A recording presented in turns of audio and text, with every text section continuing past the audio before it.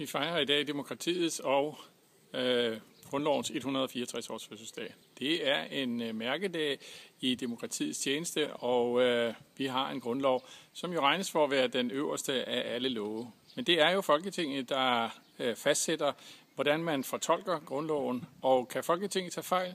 Ja, det kan de. Og derfor foreslår jeg, at vi får nedsat en grundlovsdomstol, således at modige borgere kan afprøve Folketingets beslutninger.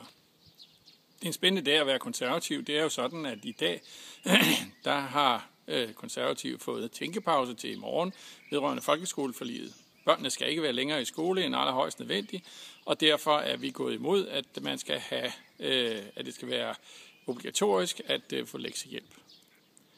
Og vi har jo en ræverød regering i Danmark. Tænk, at man har taget pacifisterne, militærnægterne i Enhedslisten og lavet et forlig med dem om forsvarets fremtidige struktur.